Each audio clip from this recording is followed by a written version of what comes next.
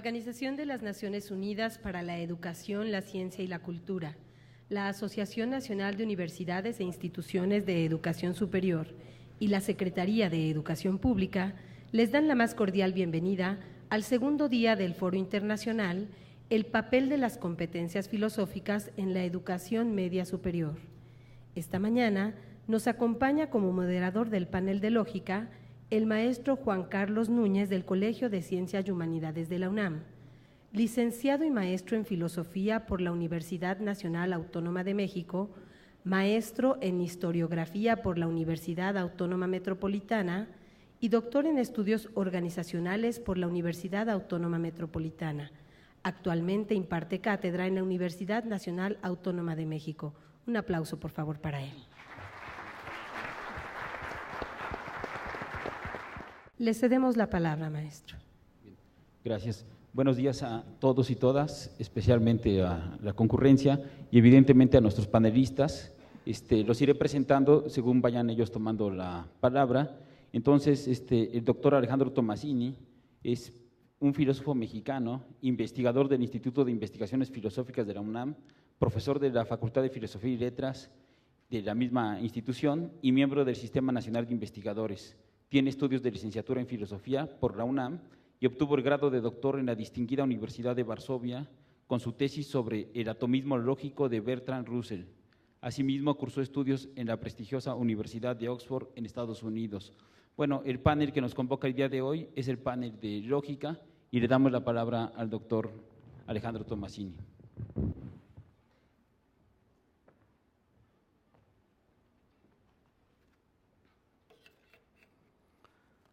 Luchar contra los vicios de un país es, además de riesgoso, las más de las veces inútil.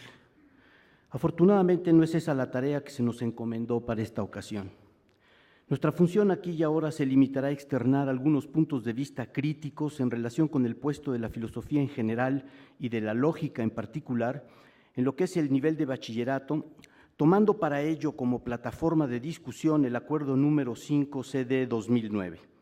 Para no perder el tiempo en preámbulos y prolegómenos, iré directamente al punto, pasando gradualmente de consideraciones generales a señalamientos un poco más puntuales. Si no me equivoco, uno de los objetivos, si no es que el objetivo central de la propuesta plasmada en el acuerdo mencionado, es el de enfatizar o realzar la importancia de eso a lo que nos remite la expresión competencias disciplinares básicas. La idea que se deja vislumbrar es básicamente la de que más que el aprendizaje concreto de material filosófico determinado, lo que realmente importa y a lo que deberíamos abocarnos en el nivel del Sistema Nacional de Bachillerato es a intentar desarrollar en los alumnos cosas como aptitudes, habilidades, facultades o, sirviéndome de la palabra de moda, competencias.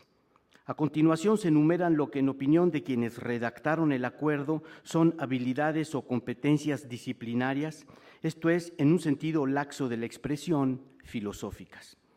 Antes de examinar rápidamente la lista de competencias imaginadas por los redactores, quisiera empezar por señalar lo que me parece ser una falacia implícita en el planteamiento general, la cual consiste en contraponer, en el área que sea, competencias con conocimiento en el sentido de adquisición e interiorización de datos. Mi convicción es que es precisamente a través del penoso proceso de adquisición de conocimiento, memorización, ejercicios, etcétera, como paulatinamente se van desarrollando en los alumnos las habilidades correspondientes. Así como no se puede desarrollar la habilidad de nadar sin practicar la natación, así tampoco hay tal cosa como la habilidad de sumar al margen del aprendizaje de las tablas de sumar. De igual modo, no existe la capacidad de razonar correctamente, más allá de lo que la lógica del lenguaje natural acarrea consigo, independientemente de los ejercicios exitosos de derivaciones, demostraciones, pruebas, etcétera, efectivamente realizados en clase o en casa por los alumnos, es decir, al margen de la interiorización de un cierto número de reglas que van desde reglas elementales para los silogismos hasta reglas un poco más complejas como la de sustitución, todo ello evidentemente dependiendo del nivel en el que nos encontremos. Así pues, si la propuesta plasmada en el acuerdo citado efectivamente incurre en lo que señalo como falacia, se está de entrada orientando los programas en una dirección radicalmente errónea. Hasta donde logro ver, cuando pasamos al contenido del acuerdo, nos topamos en relación con la lógica con por lo menos 3 competencias disciplinarias recogidas en los puntos 5, 8 y 9 respectivamente.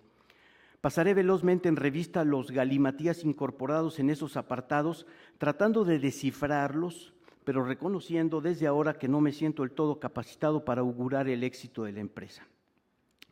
Comencemos pues con el punto 5, cito: construye, supongo que está hablando del alumno, ¿no? Se están refiriendo al alumno, construye, evalúa y mejora distintos tipos de argumentos sobre su vida cotidiana de acuerdo con los principios lógicos. Admito que no tengo idea de acerca de qué se esté hablando. ¿Tipos de argumentos?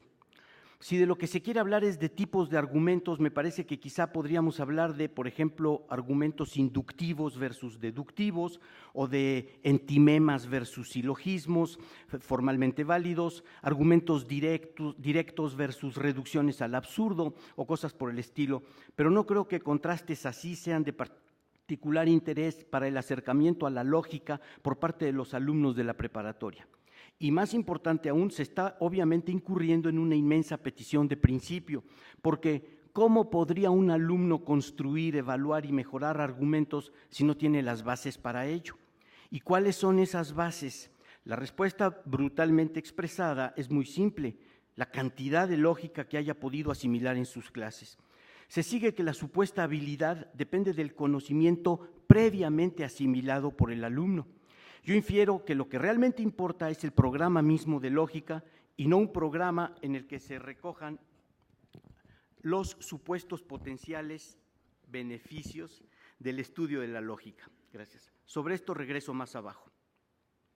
Consideremos ahora el punto 8. Cito: identifica los supuestos de los argumentos con los que se trata de convencer y analizar la confiabilidad de las fuentes de una manera crítica y justificada. Como todos habrán de inmediato reparado en ello, supongo, la cuestión de la confiabilidad de las fuentes no tiene nada que ver con la lógica. El punto, por lo tanto, podría concernir única y exclusivamente al rastreo y a la identificación de las presuposiciones de los argumentos que se examinen. Pero una vez más, preguntémonos, ¿cómo podría lograr eso un alumno o más en general una persona, un hablante? Tiene forzosamente que tener una idea clara de lo que es un argumento válido, de cómo se estructura, para entonces poder detectar huecos en una determinada argumentación. O sea, de nuevo, la formación formal, por mínima que sea, es simplemente imprescindible. En otras palabras, la habilidad en cuestión que en abstracto se exalta y que se pretende promover se deriva en el sentido de que es una consecuencia, un efecto causal de una previa interiorización de, llamémosle así, conocimientos de lógica, por rudimentarios que sean. Dicho de otro modo, las famosas competencias que a final de cuentas no se pueden enseñar, sino simplemente promover, solo se pueden fundar en algo sólido como lo es el conocimiento público, establecido y compartido de lógica. Pasemos rápidamente al punto número 9. Cito: evalúa la solidez de la evidencia para llegar a una conclusión argumentativa a través del diálogo. Esto es ambiguo. Si por solidez de la evidencia se alude a la clase de factores empíricos que se pueden proporcionar en favor de alguna afirmación, entonces obviamente no estamos ya hablando de lógica en lo absoluto. Pero por otra parte, si por solidez de la evidencia nos referimos a las premisas de un argumento, entonces claramente nos volvemos a topar con algo que ya mencionamos, a saber que el alumno no puede desarrollar esa facultad a menos de que sepa lógica. Mi conclusión es simple: lo que en el acuerdo breve y superficialmente examinado se hace es más que otra cosa eludir, evadir, darle la vuelta al trabajo real, esto es, al trabajo de enseñanza de lógica, camuflando el estudio serio de la lógica con algo que en el mejor de los casos no es más que una sana consecuencia de dicho estudio. Dicho de la manera más clara posible, lo que no hay en el acuerdo en cuestión, en lo que a la lógica atañe, Es un esfuerzo por enunciar objetivos realistas, concretos, identificables, medibles, por así decirlo, del trabajo en un área de la filosofía que sabemos de entrada que es tan problemática como útil, tan difícil como ineludible. La impresión de alguien que, como yo, no ha participado en lo más mínimo en la elaboración de planes de estudio es sencilla. Se está tratando de dar gato por liebre, esto es, se nos ofrecen competencias postlógicas en lugar del genuino trabajo en el área formal de la racionalidad. Nuestra inquietud ahora es qué hacer. Por lo pronto, tratar de ser coherentes.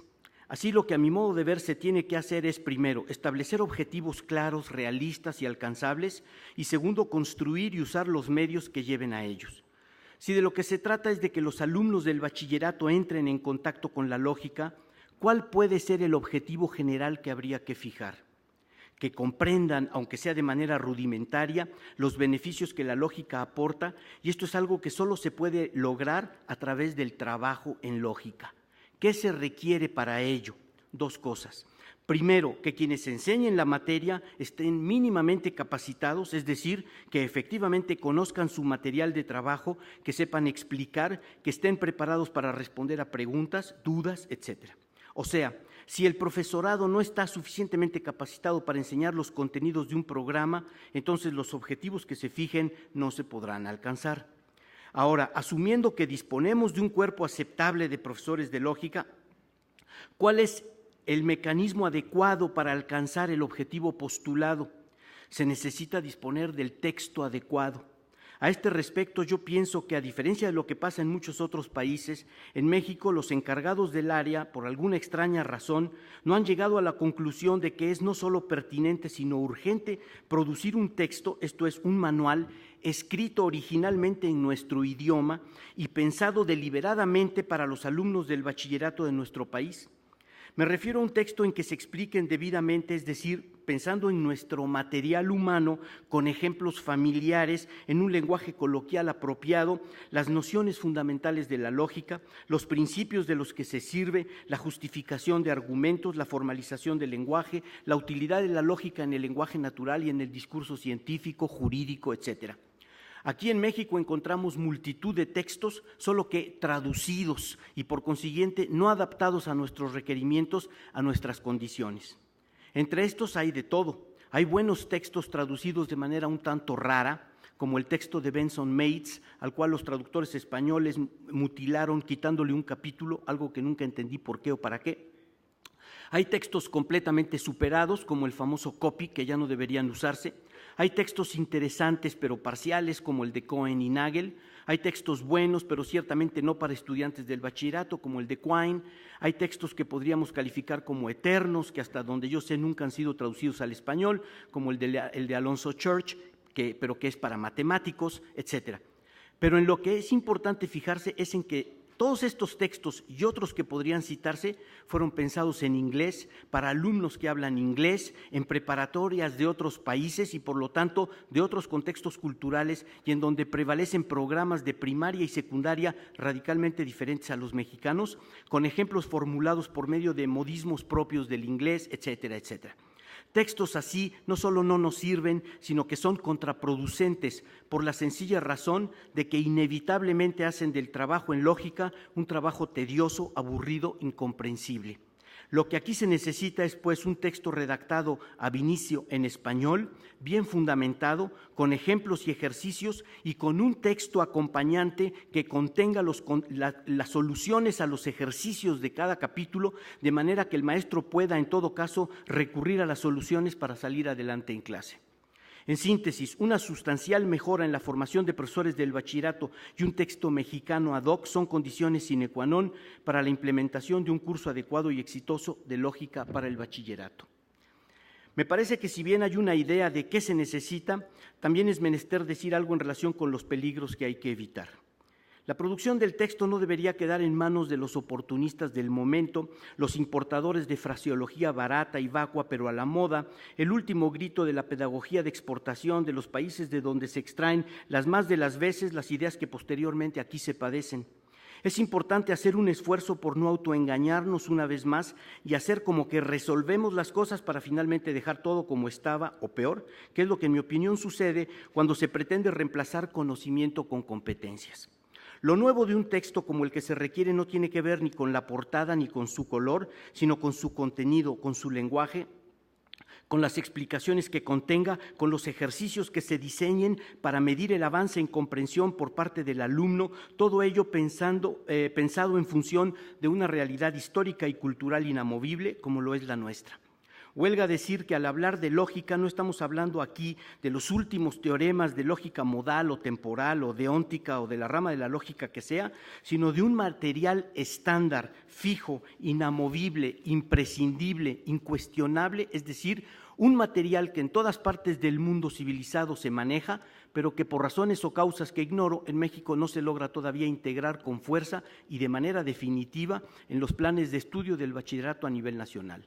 Y es ya hora, creo, de que eso se realice. Muchas gracias.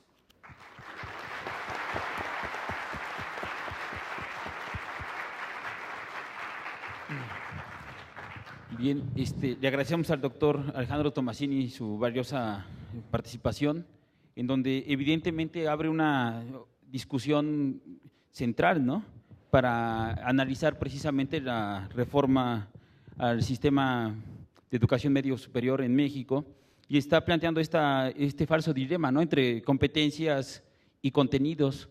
Y bueno, yo realmente creo efectivamente que no puede haber enseñanza de la filosofía y en general de ningún área del conocimiento si no se hace hincapié en los contenidos, ¿no?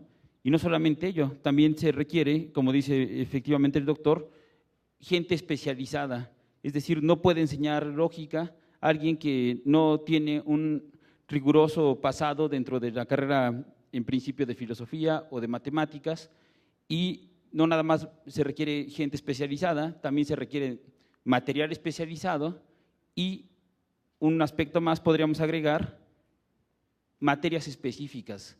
No puede ser como parte de la transversalidad necesariamente, ¿no? Pero bueno, le damos la palabra al maestro Isaías Hernández León. Él es licenciado en Filosofía por la Facultad de Filosofía y Letras de la UNAM, estudió una maestría en Educación Superior en la Universidad Autónoma de Nayarit, ha sido profesor durante 9 años en el Colegio de Bachilleres, también fue profesor en la Escuela Nacional de Estudios Profesionales de Acatlán, perteneciente a la UNAM, y actualmente es profesor de tiempo completo en la licenciatura de Filosofía en el área de Ciencias Sociales y Humanidades de la Universidad Autónoma de Nayarit. Le damos la palabra, maestro. Muchas gracias. Resumen, las preguntas ¿qué es pensar? Y ¿qué es filosofía? Requieren respuestas antidogmáticas vinculadas con marcos conceptuales pedagógicos. Propongo la alfabetización académica con espíritu liberal, tolerante y abierto. Al filosofar tendemos puentes con ciencias, humanidades, tecnologías y vida cotidiana. El aprendizaje de la lógica requiere formar en análisis conceptual y teoría de la argumentación. Conceptos importantes: marco conceptual pedagógico, tolerancia, búsqueda de la verdad sin coacción, análisis conceptual, teoría de la argumentación y alfabetización académica. Las tesis de este ensayo son: tesis 1. En el constructivismo pedagógico son importantes las actividades de los estudiantes en el salón de clases. Tesis 2.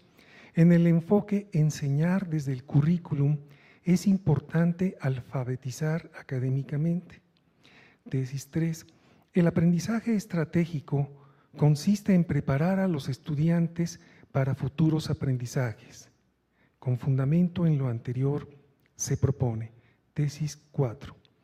Con Jaspers, reconocer que la humanidad tiene derecho a la búsqueda de la verdad sin coacción. Tesis 5. Con Kant, a sentir que aprender filosofía es aprender a filosofar. Tesis 6. Con Whitehead, evitar los conocimientos estériles y el enciclopedismo. tesis 7, con José Ferrater Mora, analizar los modos de hacer filosofía. Con Schopenhauer, asumir el quehacer de la ética. Y por último, tesis 9. Las asignaturas filosóficas deben centrarse en las actividades significativas de los estudiantes, especialmente en el aprendizaje de la lógica.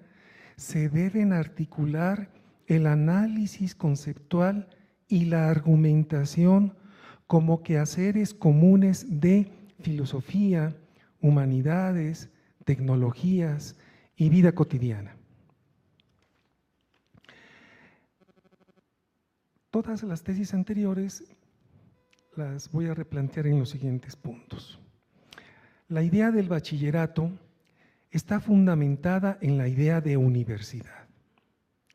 La idea de universidad forma parte de las reflexiones académicas de nuestro tiempo. Según Ricoeur, los fundamentos de la universidad son motivaciones racionales. Cito: fuera de la búsqueda común de la verdad y de los derechos unidos a ella, dice Ricoeur, no veo ningún fundamento seguro para la universidad. Termina cita. Ahora bien, la idea liberal de la universidad implica tomar distancia de dos criterios: el sometimiento utilitario y la contradicción sectaria. La idea liberal de la universidad toma en cuenta que ésta se ha vuelto una institución de masas. El quehacer universitario debe ser incluyente para quienes quieran y puedan asumirlo. Esto implica romper las barreras entre las disciplinas y abrir nuevas posibilidades para las profesiones. Por otra parte, añade Ricoeur, en la universidad es importante establecer un puente de comunicación entre la cultura científica y la cultura humanística. Paul Ricoeur propone que en la universidad liberal participen en la autoridad y en la palabra enseñantes y enseñados. Para Ricoeur, la reforma liberal interna de la universidad es su mejor contribución a la sociedad. 2. El aprendizaje de la filosofía en el nivel medio superior debe tomar en cuenta las aportaciones recientes de los marcos conceptuales pedagógicos. Algunos de los marcos conceptuales pedagógicos más difundidos actualmente son el constructivismo pedagógico, enseñar desde el currículum y el aprendizaje estratégico. Cada marco hace énfasis en una noción articuladora de las teorías del aprendizaje junto con sus implicaciones para la pedagogía y la didáctica. Si se considera que las nociones en cuestión son complementarias, se podría construir un marco conceptual pedagógico integracionista para el bachillerato. 3. Alfabetización. La alfabetización académica, entendida como desarrollo de las competencias comunicativas para leer y escribir, satisface una parte importante de las necesidades intelectuales de los estudiantes de bachillerato. Alfabetizar académicamente es una de las posibles respuestas a la pregunta, cito, ¿por qué los alumnos no participan en clase? Parecen leer poco, comprenden mal y se expresan confusamente por escrito, termina cita. Es decir, facilitar el aprender a aprender con base en la lectura y la escritura. Se considera que dicho propósito debe de ser permanente y debe continuarse en todas las asignaturas del bachillerato, La alfabetización académica requiere una actitud incluyente de parte de quienes son docentes en cada asignatura. Ser incluyente significa aquí compartir el cómo hacer, es decir, la retórica de cada disciplina. Es importante que en todas las asignaturas del bachillerato se asuma por parte de los docentes esta tarea de aprender a comprender las lecturas y aprender a redactar. 4. En el caso de la lógica, se propone que el aprendizaje de los estudiantes se centre en el desarrollo de las competencias filosóficas vinculadas con las competencias comunicativas. 4.1. Analizar el lenguaje. Y aquí voy a diferir respetuosamente del doctor Tomasini.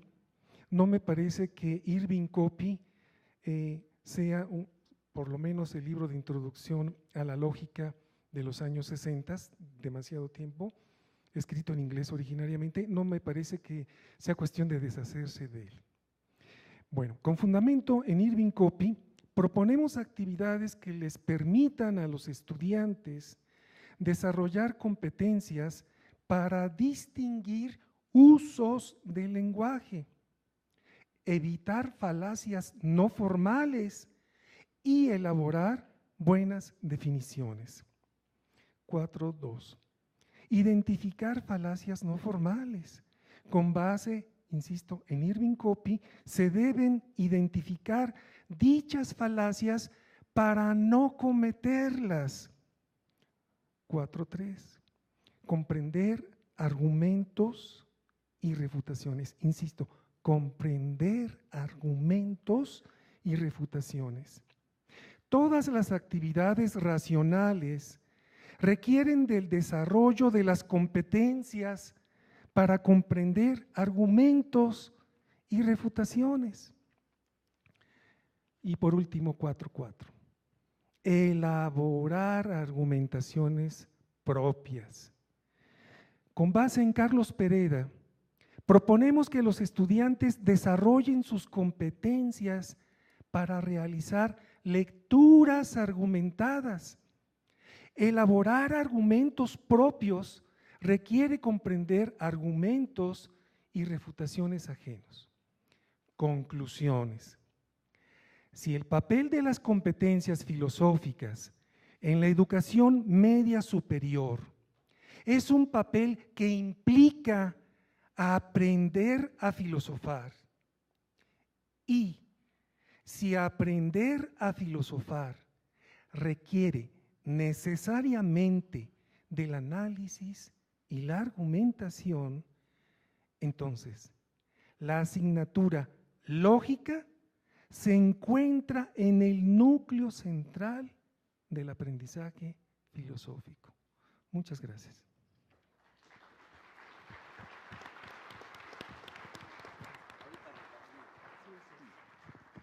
Bien, le agradecemos al maestro Isaías Hernández su participación. Como se darán cuenta, el conocimiento filosófico tiene una peculiaridad que inmediatamente en un panel como este se nota la diversidad de posturas, ¿no? Inmediatamente se puede entrar a un debate sobre un texto que se podría llamar en algún sentido o denominarle clásico, y que efectivamente yo creo que muchos fuimos formados con ese texto, pero creo que a la luz de las nuevas discusiones filosóficas con respecto a la lógica, evidentemente podría ser cuestionado su papel como un libro de texto básico, ¿no? Pero bueno, tampoco podemos descartarlo del todo porque en el fondo contribuye a una formación dentro de la lógica formal. Entonces, esto es muy importante tenerlo en cuenta porque en la educación media superior lo que tenemos que hacer, según esta perspectiva, es permitir que acontezcan distintos discursos en donde se plantee una discusión sin que en última instancia ninguna de las posturas sea descartada, ¿no? Tiene que ver con la universalidad de la que hablaba el maestro, ¿no? Y por otro lado están los hábitos, que creo que son muy importantes, ¿no? Hay que generar hábitos de lectura, de escritura, que el profesor comparta la forma y la enseñanza de redactar con los alumnos, los acerca a textos y los ponga a leer. Este tipo de situaciones de la lectoescritura, si no se desarrollan a profundidad en el bachillerato, pues estamos condenados a tener alumnos a nivel licenciatura en las distintas carreras pues que no tienen hábitos de estudio sólidos y que por lo tanto pues no aportan necesariamente nuevo conocimiento a este país, ¿no? Bien, dicho lo anterior, le doy la palabra al maestro Benito Gavino Flores. Él es licenciado en Filosofía por parte de la UNAM, tiene estudios de maestría en Filosofía por la misma institución, además cursó una especialización en competencia docente en el nivel medio superior en la UPN, es profesor certificado en competencia docente en el nivel medio superior. Ha sido profesor, es profesor desde 1994 del Colegio de Bachilleres, claro, del área de Filosofía. También es profesor desde el 2002 de la Escuela Nacional Preparatoria de la UNAM en el plantel 2 y ha sido profesor en la Facultad de Contaduría y Administración de la UNAM y de la FES Acatlán, también de la misma institución. Le damos la palabra, maestro. El título de mi presentación se llama La enseñanza de la lógica en el Colegio de Bachilleres. Inicio con una cita. La educación no está independizada del poder y, por lo tanto, encausa su tarea hacia la formación de gente adecuada a las demandas del sistema. Esto es, en un sentido, inevitable, porque de lo contrario formaría magníficos desocupados, magníficos hombres y mujeres excluidos del mundo de trabajo. Pero si esto no se contrabalancea con una educación que muestre lo que está pasando, a la vez que promueva el desarrollo de las facultades que se están deteriorándose, lo perdido será el ser humano. Ernesto Sábato. Tiempo atrás, Aristóteles afirmó en Política que el hombre es zoon logon echon, que el ser humano es el ser vivo dotado con la capacidad para hablar y pensar, y no sin razón, pues decía que aunque los animales también producen sonidos y se hacen señas, solo lo hacen en virtud de lo que les es placentero y doloroso, según sus necesidades vitales. En cambio, el ser humano, dotado de habla, tiene además la posibilidad para hacer patente lo provechoso y lo nocivo, lo mismo que lo justo y lo injusto. Hasta ahí la cita. En este sentido, en el sentido de que el hombre naturalmente está dotado para el lenguaje, el cual no es reductible a la simple expresión de lo llanamente biológico y necesario, sino que además y de manera primordial lo tenemos para argumentar sobre lo que es útil, provechoso y nocivo, sobre lo que es justo e injusto. En este sentido, el logos es lo que nos permite nuestras interacciones, pues sin él, aunque viviéramos juntos, ontológicamente habría un abismo insalvable entre unos y otros. Es por esta razón que Heidegger afirmó en su obra Lógica, la pregunta por la verdad, que hablar, inicio la cita, hablar a otros y a sí mismo es la conducta mediante la cual el hombre no solo se hace notar como hombre, sino mediante la cual propiamente guía y dirige todas sus conductas. Es decir, el hablar de ello aclara, hace ver, define el modo de actuar y aquello de lo que hay que ocuparse. Fin de la cita. Por lo anterior, parecería ser que el estudio de la lógica no necesita justificación, sino que se justifica por sí misma, debido a que el ser humano tiene como rasgo fundamental el logos, la razón, la palabra, el lenguaje, y con él se comunica con los demás, con él expresa sus sentimientos, sus dudas, sus inquietudes, con él defiende lo que es justo y desaprueba lo injusto, valora lo que es bueno o malo. También con él obtiene y comunica sus conocimientos, pero también puede ocultar la verdad, mintiendo, adulando y agrediendo.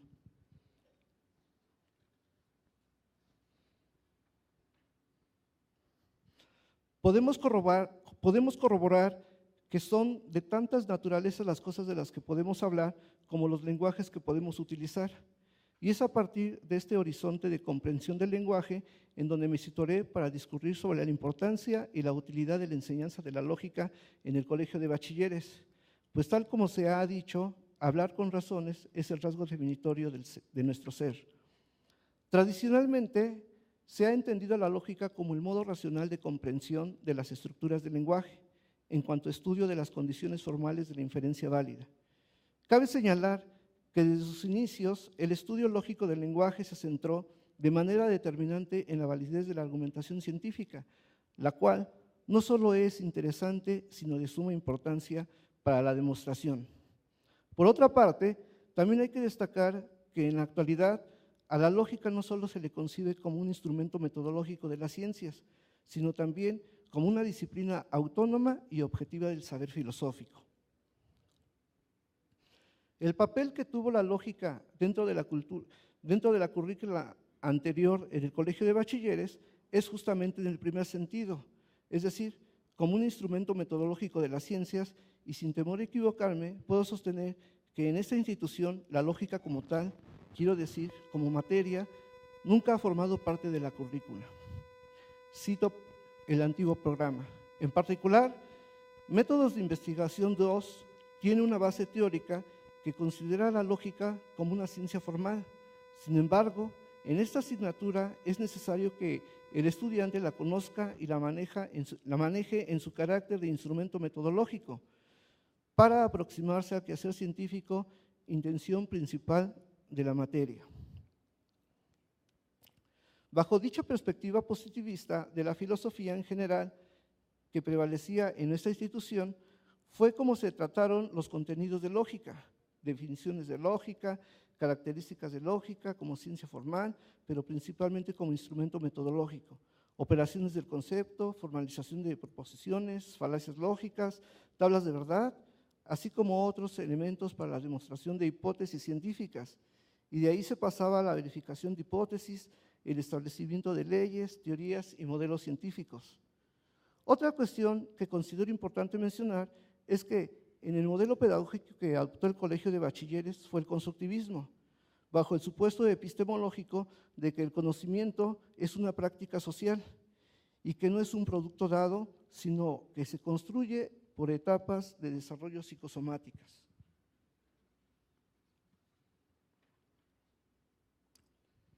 Con la vigorosa reforma que el Colegio de Bachilleres lleva a cabo, el modelo pedagógico ha cambiado, pero no significa que se haya contrapuesto al anterior, sino que se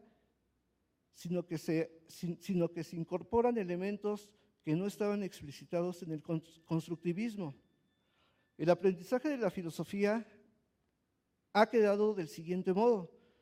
En primer semestre se cursa Filosofía 1, Filosofía y Construcción de Ciudadanía, con 2 horas a la semana.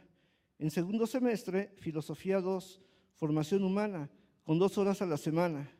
En quinto semestre, Filosofía 3, Argumentación Filosófica, con 3 horas a la semana. Y en sexto semestre, Filosofía 4, con Problemas Filosóficos Contemporáneos.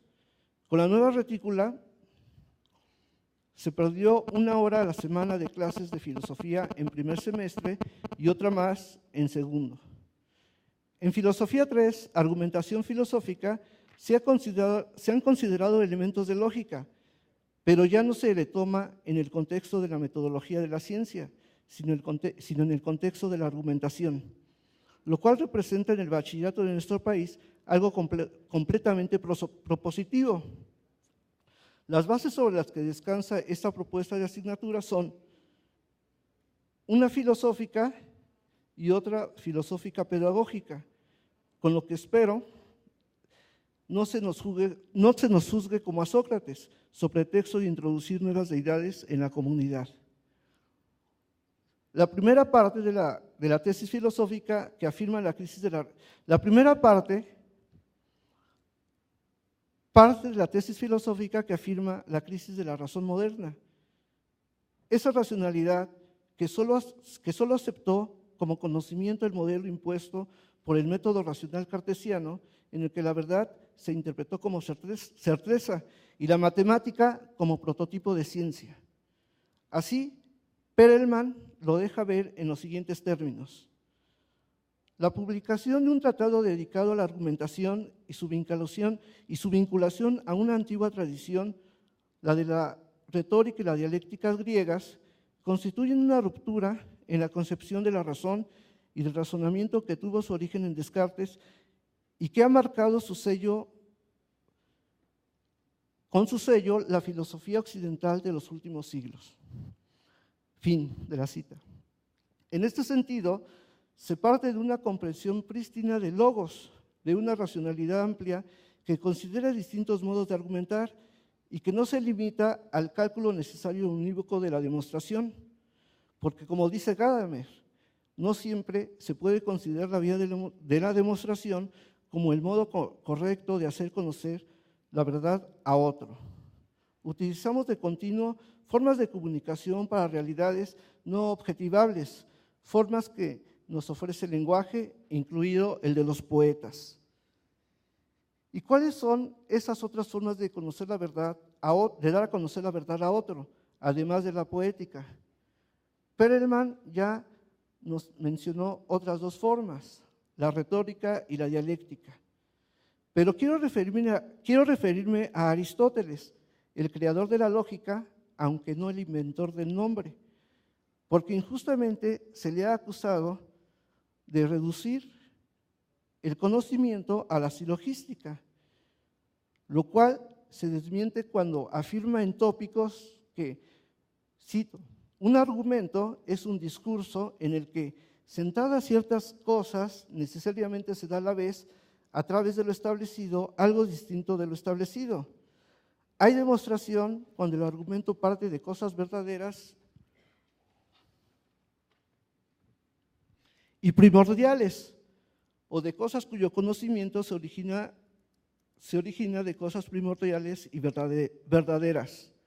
En cambio, es dialéctico el razonamiento construido a partir de cosas plausibles y llama plausibles a aquello que parece bien a la mayoría, a los sabios y entre ellos a los más conocidos y reputados.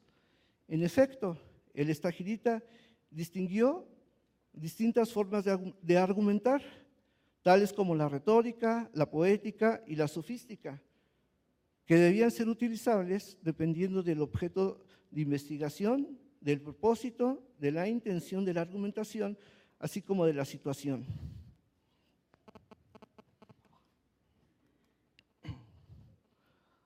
Para las teorías de la argumentación es importante considerar el contexto desde el cual se argumenta, y para el enfoque pedagógico que se acaba de introducir en el colegio, también lo es. De ahí la necesidad del abordaje de los contenidos nucleares a partir de las problemáticas situadas, es decir, de problemas ubicados dentro del entorno vivencial del joven bachiller. La argumentación supone un contexto democrático en donde sea posible dialogar sobre las diferencias, donde sea posible el consenso o el disenso. También supone un entorno democrático en donde el estudiante aprenda a ser crítico de la información que recibe a través de los medios masivos de información que constantemente ofertan ideas o productos, ya sean comerciales o políticos, incluso educativos. Dentro del colegio y también fuera de él, el enfoque por competencias ha causado revuelo de la más variada ralea, con posicionamientos muchas veces contradictorios, provocados, a mi modo de ver, por una errónea comprensión de dicha propuesta pedagógica. Están desde los que hablan de una desnaturalización de la filosofía hasta los que sostienen que ahora ya no se enseñan contenidos. Gadamer, en Verdad y Métodos 2, sostiene que, cito, llamar el aprendizaje del habla proceso de aprendizaje es solo un modo de hablar. Se trata en realidad de un juego de iniciación y de intercambio. Nadie puede resolver de modo racional el tema de la primera comprensión del sentido.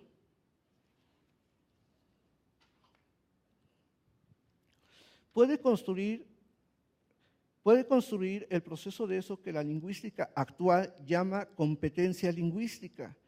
El término competencia significa que la capacidad lingüística que se va formando en el hablante no se puede describir como la aplicación de reglas ni por tanto como un mero manejo correcto del lenguaje. Hasta ahí la cita. Quizá valga la pena hacer notar aquí que el filósofo alemán hace referencia al término competencia, no en el sentido de ser competente, ni al de ser competitivo.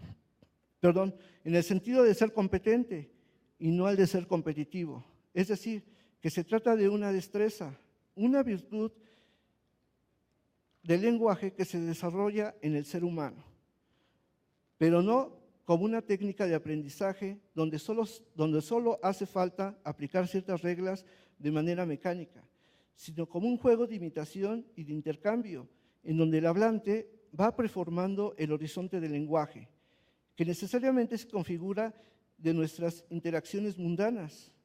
De ahí la inestimable importancia del lenguaje ordinario en cualquier teoría de la argumentación. En el caso de la asignatura de argumentación filosófica, la cual se presenta como una punta de lanza en el nivel medio superior de nuestro país, se pretende desarrollar básicamente 2 competencias genéricas y una disciplinar.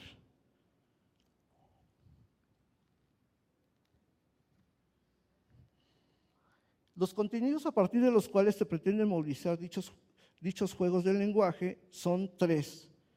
En el primer bloque, titulado Propiedades de la argumentación filosófica, se consideran los siguientes contenidos nucleares: pensamiento y lenguaje, condiciones de posibilidad del discurso filosófico, principios lógico-ontológicos de la argumentación, estructura del lenguaje, problema. En el segundo bloque, titulado Argumentación filosófica en procesos dialógicos, los contenidos son problema y diálogo, argumentación deductiva, argumentación inductiva, argumentación analógica, argumentación retórica. En el bloque 3, praxis argumentativa, se incluyen los contenidos, riesgos de la argumentación,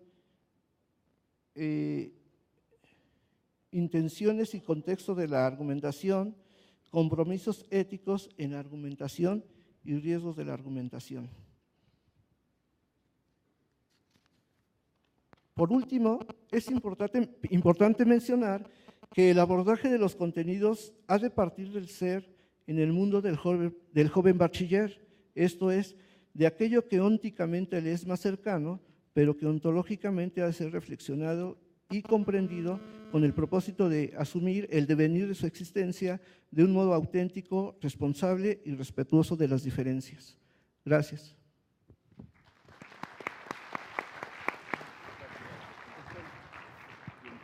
Bien, le agradecemos al maestro Benito su participación.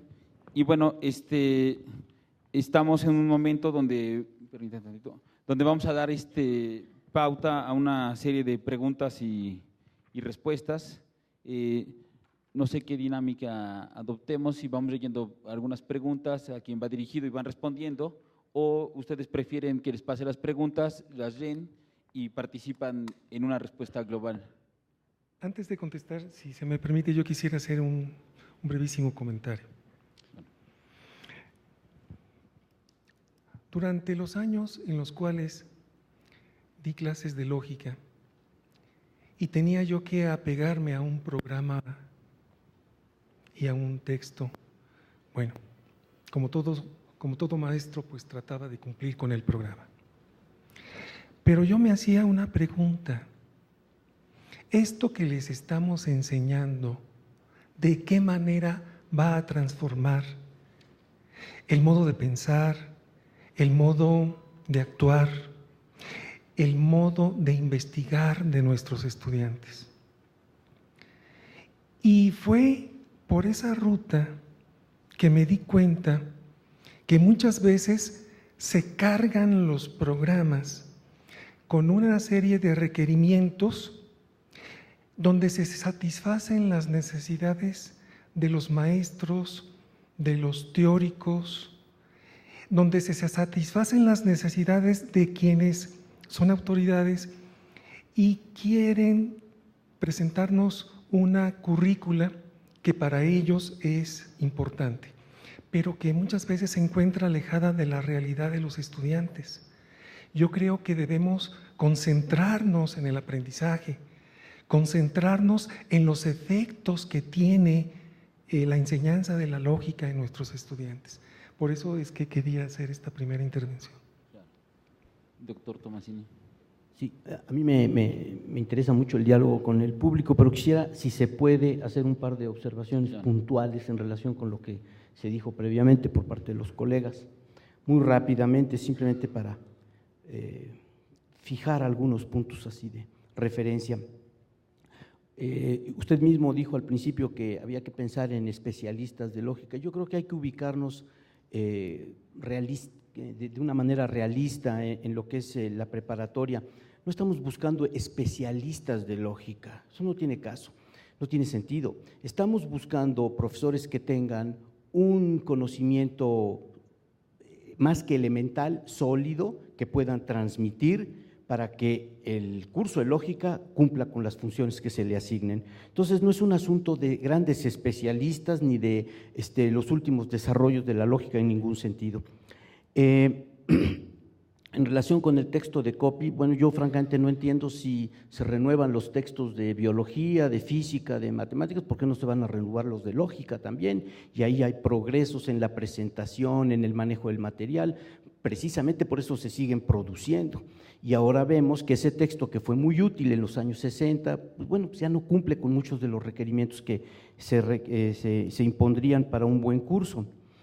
El maestro, colega, hablaba de falacias informales, de refutaciones, de argumentos válidos, inválidos. Todas esas son nociones de lógica formal, y eso quiere decir que todas estas discusiones respecto a lógica del discurso, teorías de la comunicación y demás, por muy interesantes que sean, presuponen lógicamente, ¿sí?, el manejo de todas estas nociones básicas que son las que hay que transmitir.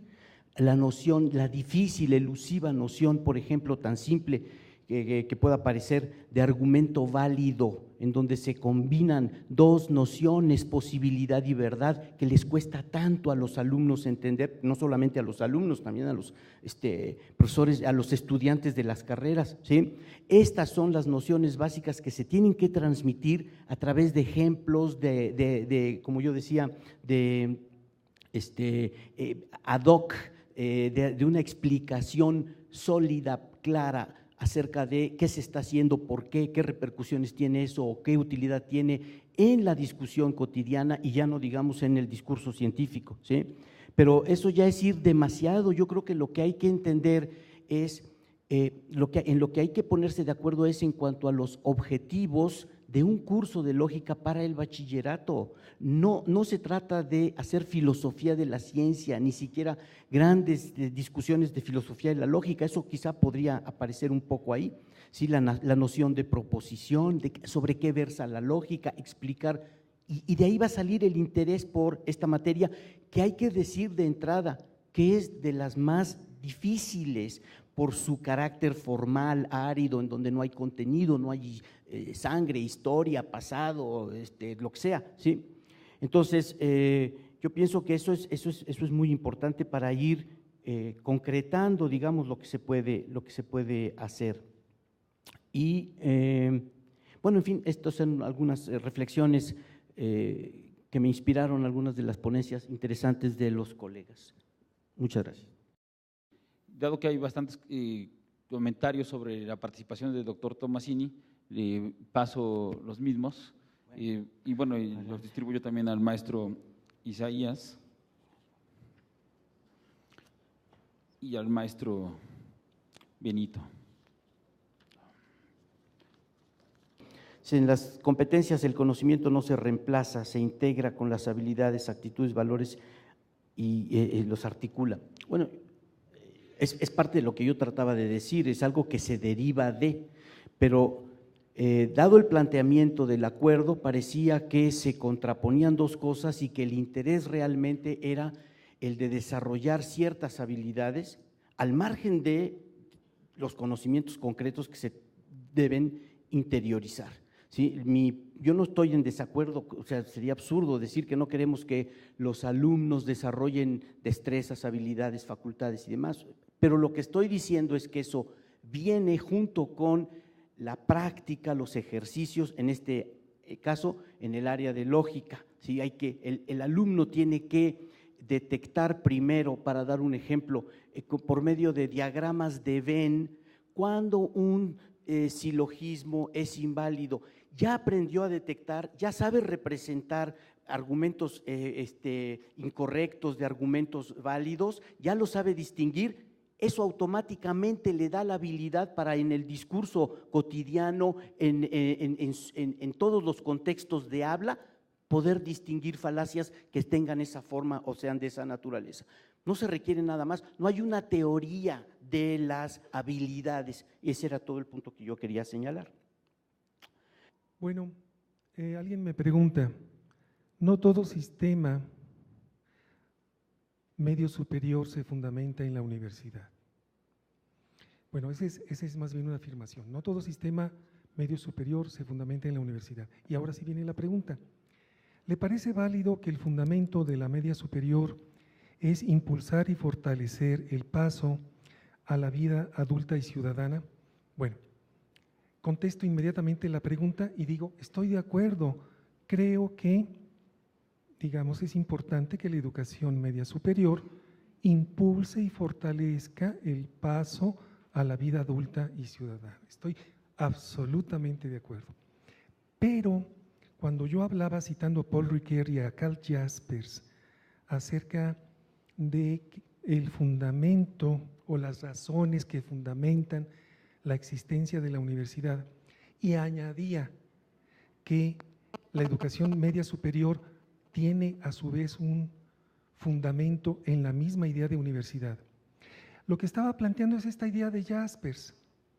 La humanidad, decía Jaspers, tiene derecho a que existan espacios para la búsqueda de la verdad. Y esa búsqueda de la verdad es en las universidades y añado también en las preparatorias. Una búsqueda de la verdad sin coacción, una búsqueda libre, donde todo se discuta. Y bueno, creo que esa es la idea o la razón que fundamenta. No me estaba refiriendo a una fundamentación de si algunas escuelas están afiliadas o no a alguna universidad, etcétera. Pero sí concuerdo totalmente en afirmar que la educación media superior debe fortalecer el paso a la vida adulta y a la vida ciudadana. Totalmente de acuerdo. Bien, gracias, maestro. ¿Cómo relaciona a los alumnos a temas como la crítica de la razón en la modernidad? Esa es la pregunta en principio. Bien, pues bueno, ya mencioné en la ponencia que bueno, partimos de situaciones vivenciales, ¿no?, de los mismos estudiantes. Es decir, sobre, digamos así, hechos que ellos están experimentando en su historia, ¿no?, personal, como por ejemplo, pues la basura que no es biodegradable, ¿sí?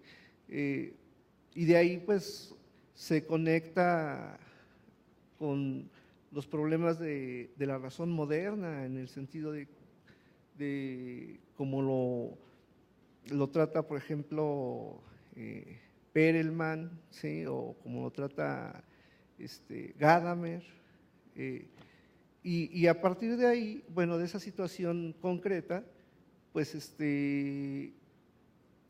digamos, tomamos algún párrafo importante para ese contexto de algún filósofo y tratamos de que eso que el filósofo está diciéndolo de manera abstracta, pues se encarne, ¿no?, en la situación del estudiante.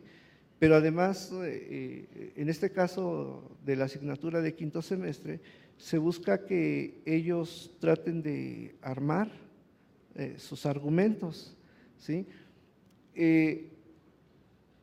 Y no se trata ya exclusivamente, digamos, de argumentos en un sentido estrictamente formal, sino de argumentos, como lo menciono en el caso de Aristóteles, ¿no? Argumentos que pueden ser discutidos, debatibles, ¿no? Por ejemplo, aquí mismo se presentó el caso, ¿no? Al sostener una tesis de que el libro de lógica de Coppi ya debería de quedar en desuso, mientras que se presenta otra tesis que sostiene que el libro de Coppi sigue siendo importante, ¿no?, para la enseñanza de la lógica. Bueno, ya desde ahí pues hay un posicionamiento, ¿no? Y también hay que hacer ver desde el contexto, y eso es algo que justamente al estudiante le gusta, el punto desde donde él está empezando a argumentar, ¿no? Porque digamos que al estudiante no le gusta luego utilizar el lenguaje técnico de la filosofía, quiere ser a veces un poco más libre en el uso del lenguaje, ¿no? Entonces, esta teoría de la argumentación que se propone, o más bien la asignatura de argumentación filosófica que se propone en el Colegio de Bachilleres, sin dejar de lado la importancia que tiene la lógica, ¿sí?, apela también a otros modos de argumentación, ¿sí?, en donde la relación entre premisas y conclusión no se da de manera unívoca y necesaria, ¿no?, sino que más bien se da dentro del ámbito de lo probable, de lo verosímil y en consecuencia de lo que puede ser dialogado. Gracias. Bueno, entonces sigue el doctor Tomasini. Bueno, la siguiente pregunta del maestro Manuel García, una pregunta interesante de filosofía de la lógica, digamos. La pregunta es, ¿la lógica es innata o se puede enseñar? ¿Sí? Entonces, yo no voy a responder dogmáticamente, pero sí expresando un punto de vista al respecto. Es decir, la lógica, si es inherente a algo, es inherente al lenguaje. Tiene que ver con transiciones de oraciones, relaciones semánticas o relaciones formales de oraciones que empleamos para decir una serie, todo lo que decimos por medio del lenguaje. Entonces, la lógica nos impone un cierto orden, pero no es que sea algo externo a eso, está implícito, pero se puede estudiar, se puede formalizar, se puede desarrollar, ¿sí? Es lo que hacemos nosotros los hablantes, pero el estudiar la lógica y tener una idea más precisa, técnica, de lo que está implícito en nuestros modos normales de hablar, nos refuerza muchísimo en nuestras argumentaciones, discusiones, especulaciones, pensamientos y demás. Entonces, es inútil, me parece a mí, estéril e inapropiado ver la lógica como algo que es inherente a la mente humana o al cerebro o a cualquier cosa por el estilo. No, hay que verlo como algo que está integrado, que es el esqueleto, por así decirlo, del lenguaje natural, que tiene después sus desarrollos en los lenguajes técnicos. Por eso es que es interesante, importante estudiar la lógica, aunque sea de manera rudimentaria en estos niveles, porque la lógica, y esto lo insisto, no es para la filosofía. El curso, un buen curso de lógica le sirve a todos los estudiantes de todas las materias y porque tiene que ver con el lenguaje, no es una materia propedéutica para el estudio de Aristóteles, Platón, Kant o quien sea, no está restringido a eso, es de utilidad global, generalizada, universal, por así decirlo, ¿no? Okay. Gracias, doctor. Le damos la palabra al maestro Isaías. Aquí hay una pregunta interesantísima, me la manda Mario Padilla, no sé dónde estás, pero gracias por esta pregunta, ¿eh? Dice la pregunta así: ¿cómo doy una clase de lógica netamente basada en competencias y cómo la debo evaluar? Mira Mario, le diste al clavo. ¿sabes qué? Yo me planteé tu misma pregunta. Y mira, no tengo tiempo, pero te voy a narrar 3 clases que planeé para una semana. Antes de que se iniciara la primera clase, les dije, muchachos, muchachas, busquen en internet como puedan, como quieran, qué cosa es un argumento, qué es argumentar, qué es argumentación, y traigan la información como quieran. Luego vino la primera clase y algunos pues hicieron la tarea pues casi por compromiso, otros se comprometieron más, en ellos me apoyé. Y luego ya tenía yo mi plan, les ofrecí una lectura que yo descubrí en un libro de filosofía de la ciencia, de Hempel, Filosofía de la Ciencia Natural. Y Hempel inicia el libro hablando de las investigaciones del doctor Ignaz Semmelweis en el año de 1844. En el Hospital Central de Viena había 2 secciones y había más mortandad en la primera sección que en la segunda debido a la fiebre puerperal o la fiebre de sobreparto. Y entonces Ignaz Semmelweis se preguntó, ¿por qué hay más mortandad en la primera división que en la segunda?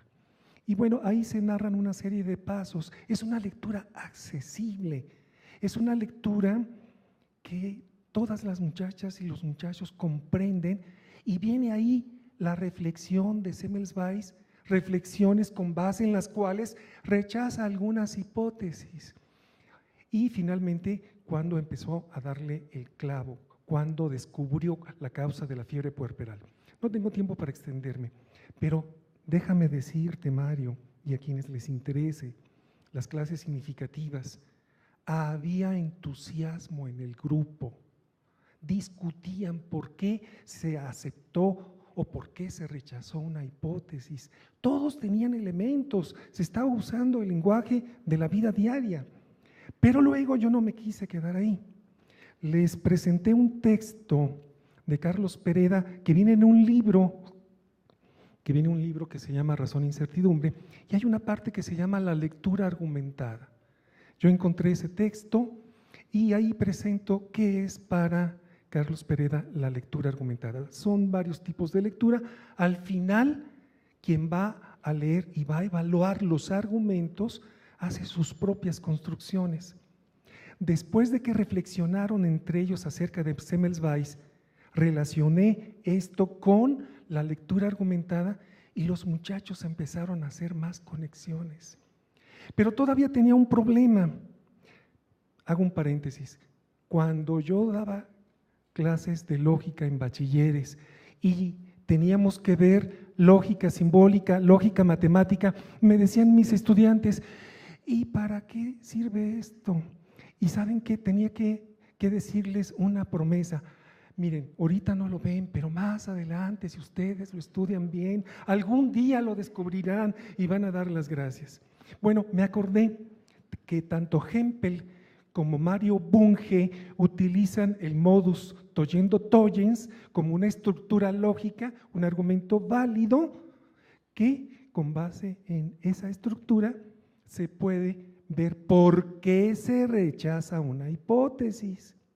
Ahora, yo no les di a mis estudiantes todo un curso de lógica matemática para que llegaran a entender el modus tollendo-tollens y las tablas de verdad, pero les expliqué el modus tollens de manera intuitiva.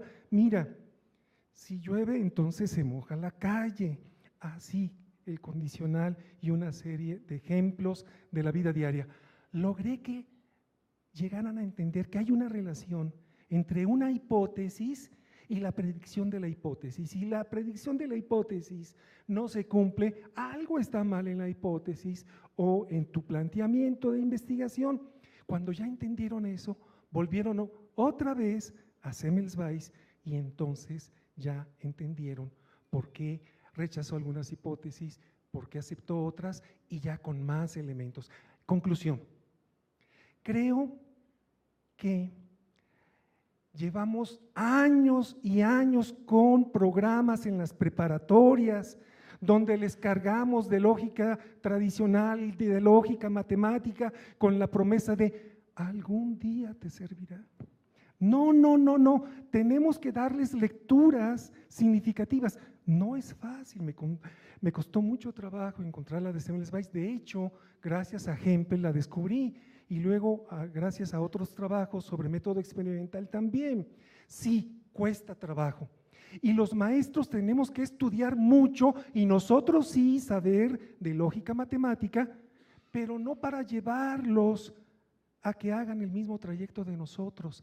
Hay que ofrecerles las cosas en bandeja, hay que limpiarles el camino y cuando esto lo viven, entonces sí están aprendiendo.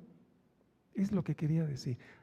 Debemos de, como decía Alfred North Whitehead en Los fines de la educación, tenemos que quitar los conocimientos inertes, tenemos que quitar el enciclopedismo y creo que la clave está en la perspectiva del constructivismo pedagógico, darles clases que sean significativas. Bien.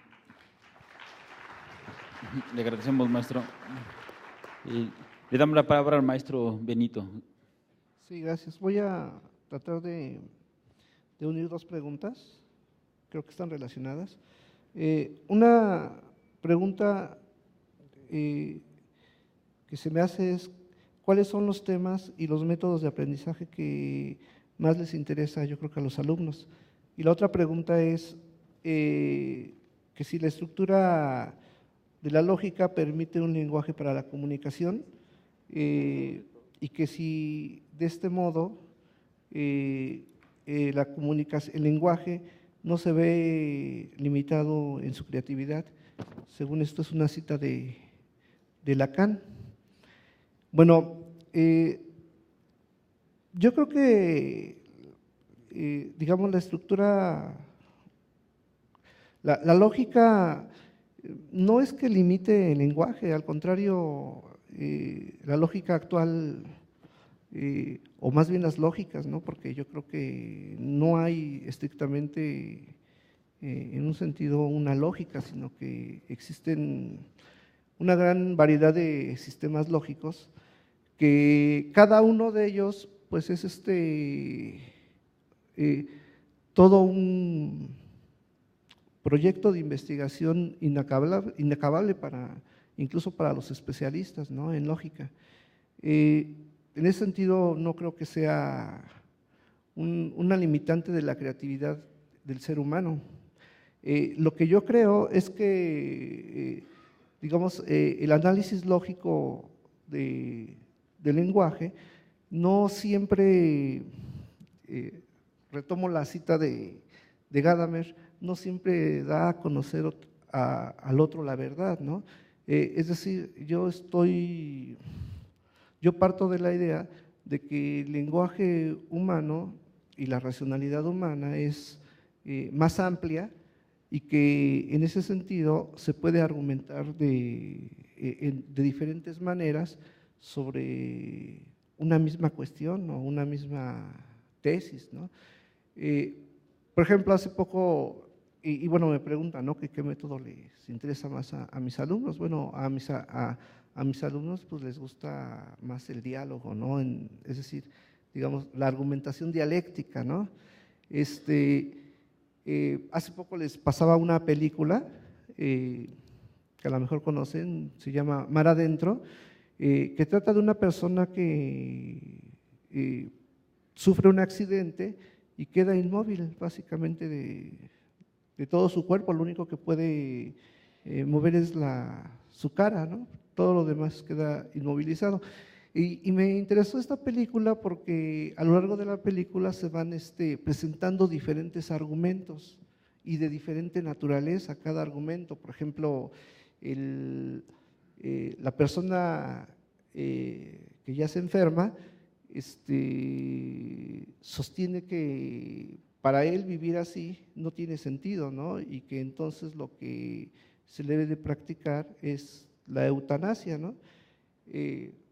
Pasan el argumento de un religioso que argumenta de otro modo distinto al enfermo, pasa el argumento del padre, que es un argumento que, digamos, no respondería a una estructura lógica como tal, ¿no? Él lo único que dice, bueno, lo peor que puede experimentar un padre es no ver la muerte de su hijo, sino que su hijo se quiera morir, ¿no? En ese sentido, ¿por qué no nos ajusta a un modo lógico como tal? Pues porque aquí hay otros elementos emotivos que en el análisis lógico, puramente formal, escaparían ya digamos, del contexto de la argumentación como tal, ¿no? Gracias. Ok. ¿Usted quiere hacer una precisión, maestro? ¿Una última ronda? Hacemos una última ronda y hacemos ¿Sí? un conjunto de precisiones. Muy bien, doctor Tomasini. En relación con el enciclopedismo, a ver, a mí me parece que hay aquí de nuevo una falacia operando. Es decir, Whitehead era el primer enciclopedista, ¿sí? Si alguien incurrió en eso, pues era él. Pero, ¿a qué le llamamos enciclopedismo? A que el alumno se sepa, para dar un ejemplo de primaria, de cuarto o quinto año, o lo que sea, ¿es enciclopedismo que se sepa de cuántos estados se compone México? ¿Es enciclopedismo que sepa cuáles son las capitales de los estados o las capitales de los países de América Latina o de Europa? ¿Es eso enciclopedismo? Eso me parece una exageración. Enciclopedismo sería que asimilara que fuera una base de datos viviente, pero no es ese el caso. El que se aprendan unos cuantos principios, esquemas de razonamiento, cosas por el estilo, eso no es enciclopedismo. Son los elementos básicos, el instrumental básico para poder operar. Entonces, digo, yo creo que hay que matizar eso. Textos para la enseñanza, pues como critiqué, no los hay. Para ciertos aspectos, hay ciertos textos que son buenos. Por ejemplo, para tener la idea de lo que es un lenguaje formalizado, el texto de Mates me parece muy bueno, los 2 primeros capítulos. Para el cálculo de enunciados, la primera parte del texto de Quine es muy bueno. Habría que hacer una antología, en todo caso, de los textos que hay y se sacaría un texto mucho más apropiado que nada más siguiendo uno de los que ya existen. En relación con la formación de los maestros, bueno, yo creo que ahí sí se necesita implementar programas de apoyo por parte de la universidad y con los profesores del bachillerato, de la SEP, no sé, de modo que haya cursos de regularización, de actualización, etcétera, en esta área. Yo creo que eso es factible y eso se puede llevar a cabo. En relación con esto, de nuevo, de cómo hablar acerca de las competencias, redactar, construcción y desarrollo de competencias, de nuevo, me parece, mi intuición pues lingüística a este respecto es que eso es algo que se deriva, que no tiene caso elaborar o tratar de elaborar un catálogo de competencias que son la consecuencia de otra cosa, ¿sí? Es decir, lo que hay que hacer es ocuparse de esa otra cosa. Se ha mencionado, el colega mencionó a Aristóteles en relación con este aspecto pragmático de la argumentación. Sí, si vemos la retórica, Aristóteles obviamente se ocupa de ciertos aspectos de lo que es la argumentación contextualizada. Es decir, por ejemplo, mira, si el tipo es irascible, pues entonces más vale que no le digas tales y cuales cosas para que no lo irrites y pueda proseguir el diálogo.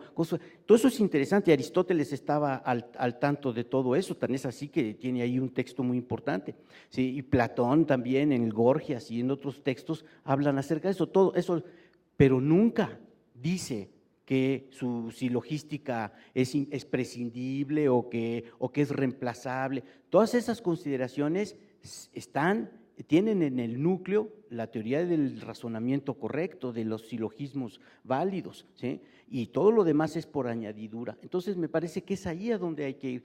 Y yo creo que ilustrado, ejemplificado y argumentado de la manera apropiada, unas clases introductorias de lógica de lógica formal en donde se estudien distintos aspectos hasta cierto nivel básico, pero sólidamente presentados, es hasta interesante, divertido, etcétera. Y eso es un poco lo que pienso yo como se tendría que estructurar un curso de lógica en el nivel de bachillerato. Hasta allí, creo que si tenemos pretensiones, aspiraciones realistas, eso se puede lograr, ¿sí? Sin estar desviándonos, porque ese es uno de los peligros, por múltiples caminos que están allí adyacentes de filosofía de la lógica, filosofía política, teorías de la pedagogía. Todo eso es muy importante, pero no forman parte de un curso de lógica, si lo que se quiere es enseñar lógica, ¿sí? Ese es todo lo que me separa, digamos, de algunas de las opiniones aquí expresadas. Muchas gracias. Bien, gracias. Bien, le damos la palabra al maestro Isaías Hernández. Gracias. Quisiera mencionar, doctor Tomasini, a uno de tus filósofos preferidos, Bertrand Russell. En uno de sus libros, ¿Por qué no soy cristiano?, seguramente recordarás que en la edición española, al final, hay una entrevista entre Russell y Copleston. Y ahí Copleston le hace una pregunta: oiga, ¿y usted por qué no cree en Dios?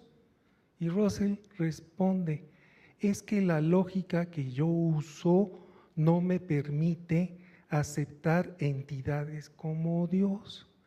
Ah, dice Copleston, entonces usted no cree en Dios por una cuestión de lógica.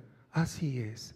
Oiga, ¿y eso de la lógica ya está terminado? ¿Hay una sola lógica? No, hay muchas, dice Bertrand Russell, hay muchas y no es una labor terminada. Ah, entonces, esto es lo que quería saber.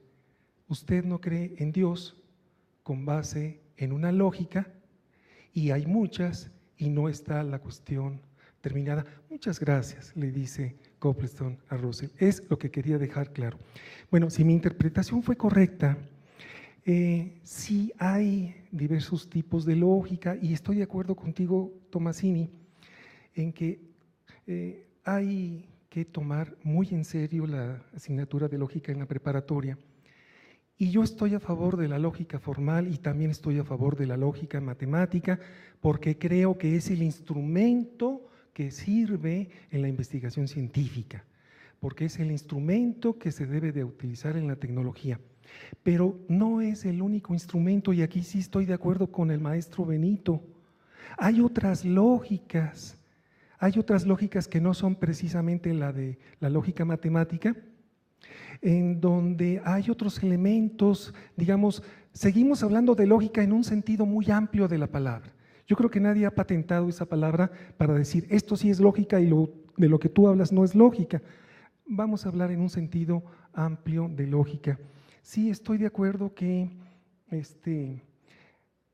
no debemos de apartarnos del estudio de la lógica formal y de la lógica matemática. Esto es algo muy sólido, pero quiero añadir, hay otras formas de otro tipo de lógicas que hay que tomar en cuenta. Pero el problema más serio, y aquí a lo mejor voy a insistir tal vez demasiado, es que ¿cuánto tiempo tenemos para dar un curso de lógica en la preparatoria? Mi pregunta es, ¿no estaremos desperdiciando el tiempo en enseñar algo de formalismos que no va a saber aplicar, que va a tener que madurar y muchos años decir, ah, mira, ya sé para qué me sirven los diagramas de Venn? No, yo creo que debemos de fijarnos en la vida cotidiana, en problemas, en lecturas significativas, sin politizar, sin desviar esto a otros fines, simplemente razonamiento claro, argumentación. ¿Por qué? Porque algo común de la filosofía con la ciencia es la racionalidad, con la tecnología es la racionalidad, y con una vida ciudadana y cotidiana también es la racionalidad. Claro, ¿implica esto lógica formal? Sí, pero también otras formas de argumentación. Yo creo que hay que atraer a los estudiantes con ejemplos y hay que formalizar solo en la medida en que eso se requiere para que el ejemplo quede claro. Y no al revés, hay que darles mucha teorización y si de vez en cuando hay un ejemplo, pues qué bueno, y si no, se aguanta. Bien, le agradecemos, maestro Isaías. Maestro Benito. Desde mi punto de vista, como estudiante es difícil llevar una competencia refiriéndome a desarrollar habilidades cuando los profesores no te motivan a aprender. Ahora sin bases, ¿cómo pueden haber competencias? Bueno, en las teorías de la pedagogía se habla de dos tipos de motivaciones, ¿no? La motivación intrínseca y la llamada motivación extrínseca. La motivación intrínseca es la que, digamos, ya de por sí está en el alumno, ¿no? Que no necesita de un factor externo para llevarlo al aprendizaje. En cambio, la motivación extrínseca es aquella que se utiliza, digamos, algún premio, algún punto, por ejemplo, para que realice cierta actividad, ¿no? Esta segunda motivación, pues no es, digamos, la más adecuada para que el alumno movilice ciertas habilidades y saberes para solucionar algún problema X. La competencia, bueno, también el término competencia no se limita meramente a desarrollar habilidades, ¿no? Sino que también hace referencia a manejar ciertos contenidos disciplinares del área en donde se esté aplicando la competencia. En este caso, por ejemplo, en el caso de argumentación filosófica, lo que se busca en esta asignatura es que el alumno pueda argumentar más o menos a su nivel,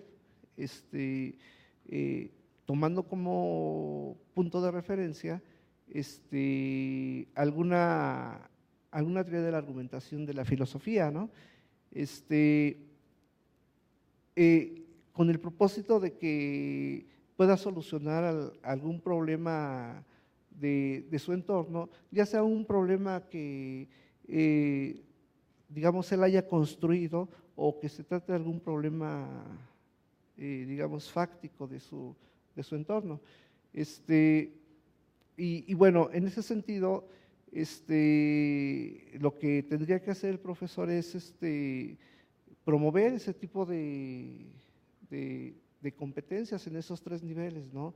Como habilidad, manejo de contenidos y ciertas actitudes que debe tener el estudiante, ¿no? Pero que nuevamente esas actitudes el profesor no las proporciona, en todo caso las motiva en el estudiante, pues a través de un trabajo creativo, ¿no? Gracias. Gracias, maestro Benito. Doctor Tomasini, ¿gusta agregar algo?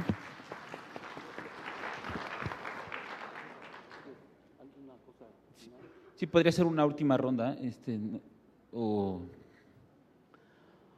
pues a mí me parece que se expresaron puntos de vista nítidamente diferenciados, hay acuerdos y desacuerdos, es decir, a mí, por ejemplo, hay cosas que no me quedan en lo más mínimo claro, como esto de la existencia de otras lógicas, no sé exactamente a qué se haya referido mi colega, es decir, sí hay evidentemente subdisciplinas de la lógica, ¿no? En distintas áreas, lógicas temporales, donde se introducen otro tipo de operadores y ahí se respetan ciertos axiomas, etcétera, ¿no? Y tienen utilidad, por ejemplo, en ramas muy avanzadas de la física, vamos a suponer lógicas temporales. La lógica deóntica sería de gran utilidad para los juristas, ¿sí? Porque no hay más que ver un escrito de un abogado para darse cuenta de que le falta lógica y de que un estudio de lógica formal le sería muy útil a él y a sus clientes y a todas las personas, y lo mismo en el Ministerio Público y en todos lados. Entonces el estudio de la lógica es útil en todos los contextos, pero es básicamente lo mismo. O sea, no hay una lógica diferente, no hay una lógica que avale un argumento de tipo, como todos los… algunos mexicanos son mecánicos, algunos mecánicos son simpáticos y por lo tanto algunos mexicanos son simpáticos. Eso es un argumento inválido y todo el mundo sabe por qué, ¿sí? Pero es por razones formales y no conozco una sola lógica, no he oído al día de hoy en mi larga ya existencia, una lógica que diga que ese argumento es válido, ¿sí? Entonces, la lógica es básicamente un mismo…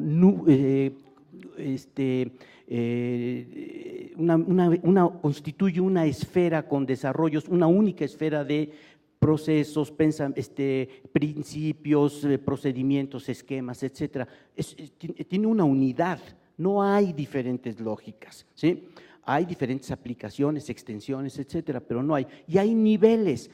Podemos hablar de lógica matemática, pero no estamos hablando de grandes trabajos en los fundamentos de las matemáticas, ni de los grandes axiomas controvertibles.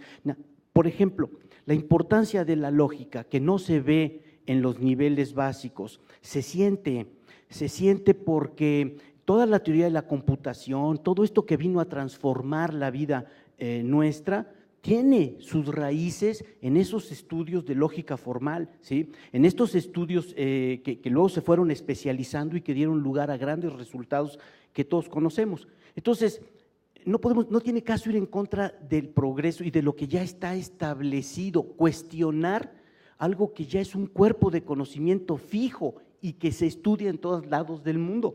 Si vamos a Tahití y ahí dan clases de lógica, van a tener que dar algo así como lógica aristotélica, lógica matemática, etcétera, porque la lógica, como dije, del lenguaje natural, y eso vale en todos los contextos, en todos los países, en todas las épocas, ¿sí? Entonces, lo que hay que hacer es dosificar la lógica para, digamos, como si fuera un bloque de plastilina, darle una cierta forma para que ese producto en las cantidades adecuadas le sirva al alumno, tanto al que va a estudiar después filosofía o va a estar en las áreas de humanidades, como para los que van a las áreas científicas. Y no se trata digamos, de dejarnos asustar por la etiqueta lógica, matemática, fundamentos de las matemáticas. Es que no estamos haciendo ese trabajo. Es cierto que históricamente quedó ligado a eso, pero son nociones elementales de lógica, con un poquito de ejercicios, eso que bien llevado, eso sería suficiente para guiar de manera mucho más precisa al alumno en sus discusiones, en sus trabajos, dentro y fuera de la clase de lógica. Eso es lo que yo diría. Le agradecemos mucho, doctor. Bien,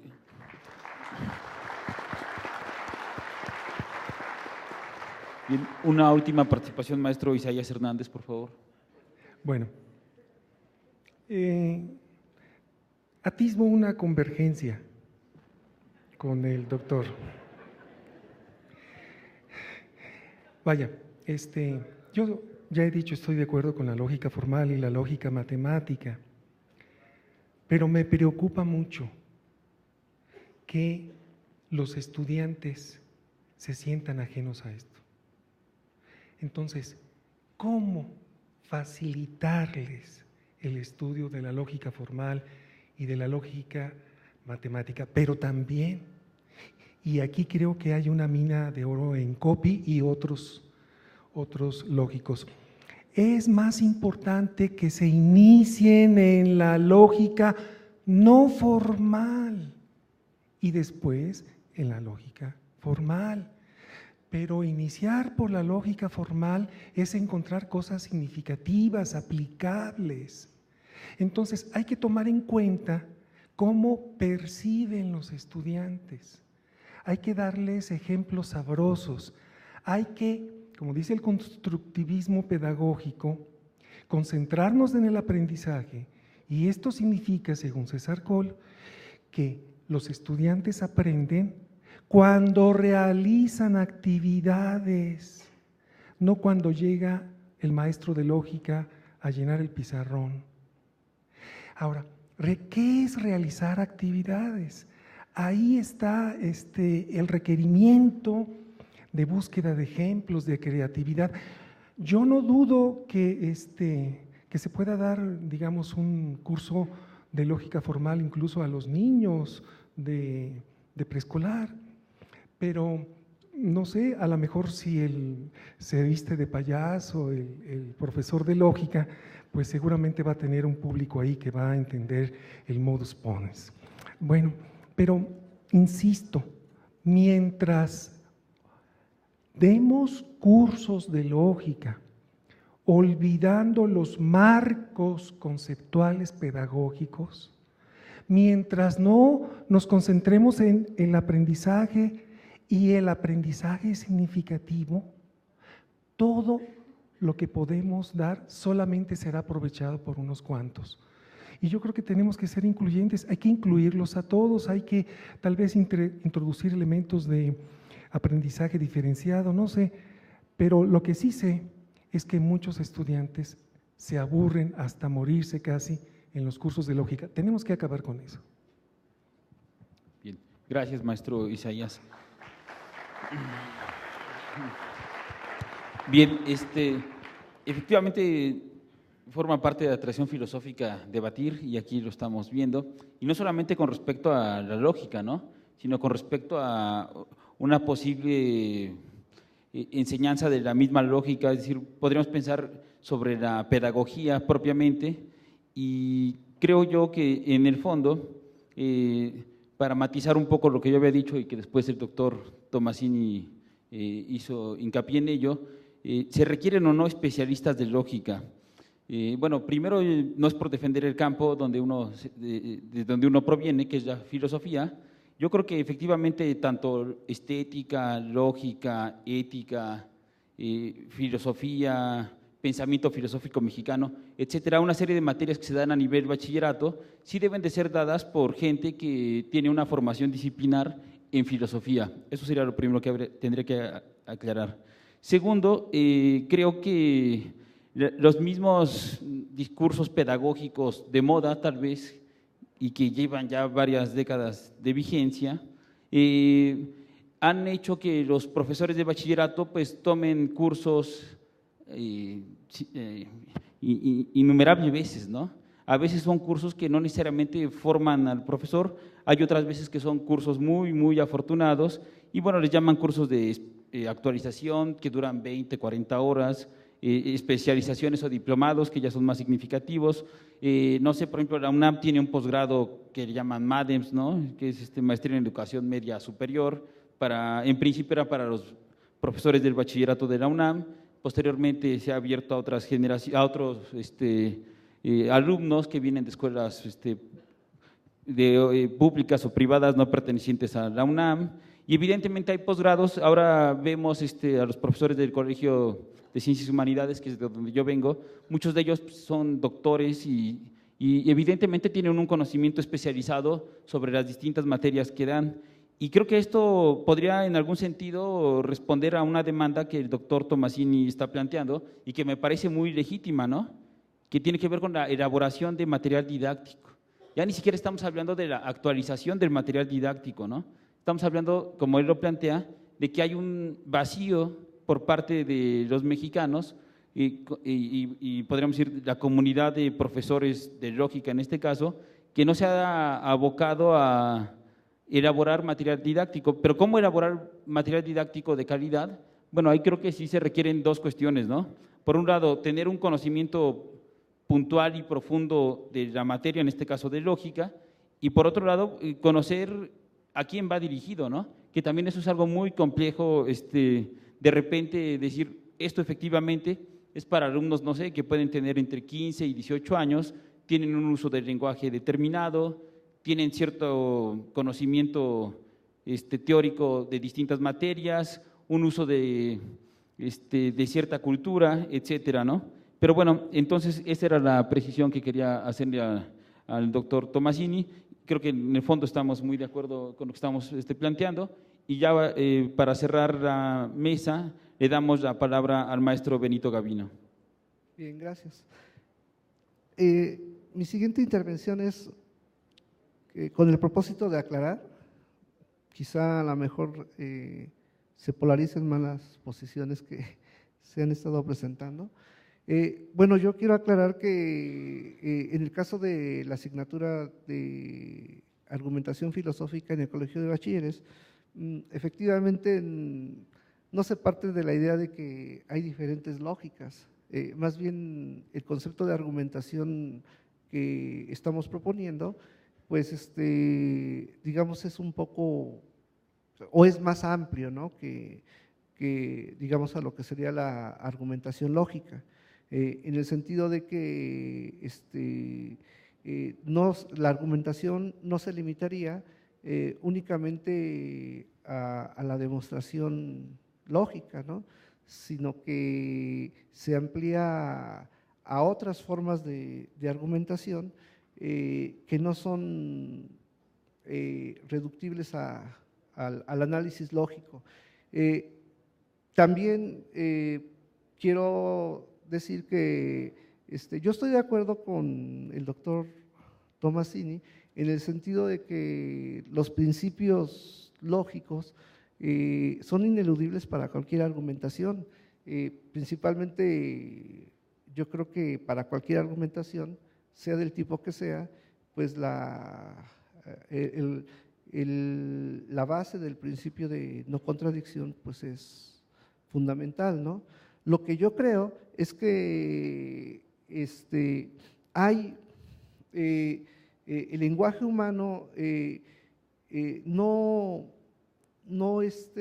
un análisis lógico del lenguaje humano no sería abarcante de todo lo que es el propio lenguaje, ¿no? Por ejemplo, Gadamer dice que para una proposición, para que ella sea comprensible como una proposición lógica, pues debe quedar claro el sentido, ¿sí? El sentido del enunciado. Sin el sentido, la proposición como tal no sería comprensible ya en el discurso, ¿no? En ese sentido, la palabra, el concepto de sentido, pues nos lleva justamente al plano hermenéutico, al plano de la interpretación, ¿sí? En donde la posibilidad de argumentar a favor y en contra, pues es lo que enriquece el conocimiento humano, ¿no?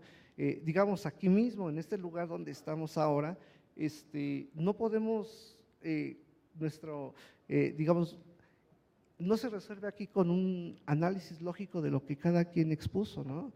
¿Por qué? Porque justamente se presta, la exposición que estamos haciendo, pues se presta a la dimensión de lo que los teóricos llaman hoy pragmadialéctica, es decir, estamos en un contexto, ¿sí? Situados, y que a veces la lógica como tal no considera ese contexto, porque en su aras de formalización, de llegar a una demostración unívoca, en donde justamente se busca un lenguaje técnico para evitar toda posible equivocidad, pues deja en sí mismo fuera el contexto, ¿no?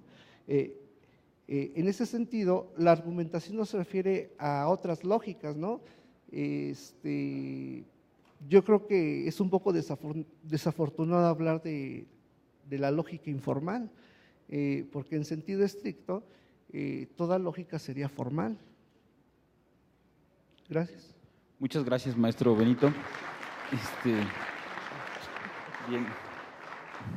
Bueno, me pasan una pregunta que escapa tal vez al tema del panel, pero que no escapa al tema del foro, y creo que es conveniente que yo la plantee, y tal vez nada más se quede como pregunta, pero dicen, ¿por qué en los CETIS eliminaron las materias de Introducción a las Ciencias Sociales, Historia de México, Estructuras Socioeconómicas de México, Filosofía, Educación Física, entre otras? En mi opinión personal, dice la persona que pasa la hoja, es un desprecio a las ciencias humanísticas. Este nuevo plan de estudios de la SEP Entonces, bueno, no sé si quieran comentar algo al respecto o damos por concluido el panel. Le agradecemos su presencia al maestro Isaías Hernández, al maestro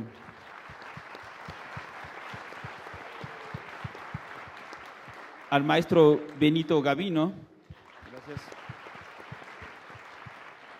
al doctor Alejandro Tomasini, y bueno, agradecemos la atención de todos ustedes. Buenas tardes.